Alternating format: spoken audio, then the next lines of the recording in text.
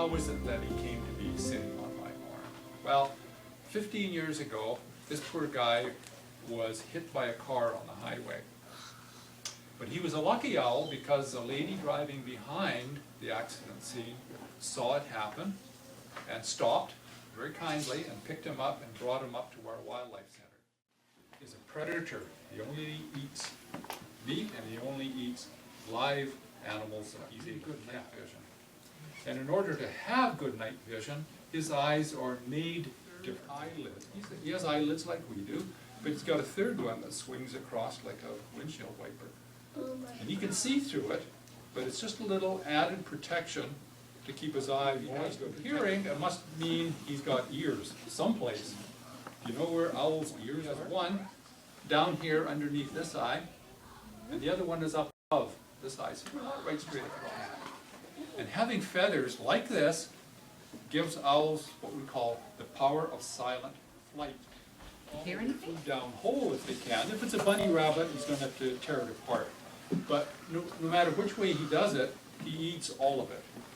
So if it's Mr. Mouse that goes down, remember, all the bones, all the fur and teeth go down to his stomach. But can he actually digest everything that he's gobbles down? Ours is slightly different, and we'll explain it to you. But all of those things will be in there, because his tummy can squeeze out all the goodness that he needs to, out of the flesh and the fat and. 70 pounds, okay. About 7 pounds or so. 7 pounds. 14. This guy weighs a little less than 1 pound. What? Yeah, he's a pretty scrawny little guy instead of throwing it out the car window. If we all did that, we would have a lot fewer rats and mice, and we'd have, on our highway, we'd have a lot fewer owls coming down to the highway. Because, you know, owls, despite the fact that they are clever at doing a lot of things like hunting, they don't know anything. Typically, what kind of a hoot do you think they do? What kind of noise? Can you make the noise that you think they might make? Not quite. Are among the most vocal of all owls, which means that they're much noisier and they make a lot more noise than most other owls, and they have a very distinctive call. And it is in two parts when you listen to this. So just when you think it's finished, it's actually going to do another little bit. And when it's finished, I'll teach you how you can remember. It's not that loud. I'll teach you how you can remember the sound of a barred owl. So here we go. Pretty dog.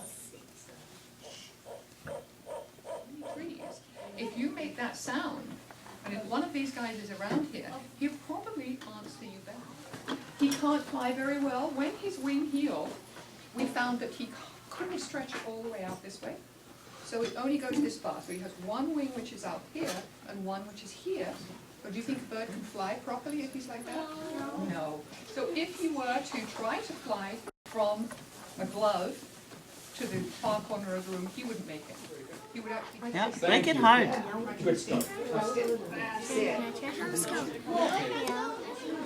And I got pricked there, it really hurt.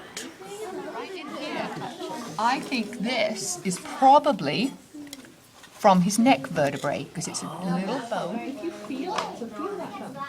It's not round. I think we found a skull. We found a skull. Skeletons, including people, there are some bones which are flatter. And the bones which are flatter are the ones that are in the hip, in the pelvis area, right back here, and the ones that are in the chest. So looking at that one, I think that probably comes from the chest. They go together. Ours got one. With a complete beak And it still still's on. got a little fur, but it's a big skull. This is the foot and part of a leg of a snowy owl, which is quite a bit bigger than a barred owl, and we don't really have them on the island. Grabbing hold of the prey, and that's what they're trying to kill the prey as quickly as they can. Yeah, it does. You know, it does. Me and Glenn were dissecting a bear, our pellets, and we found all these bones and we actually put together the whole bird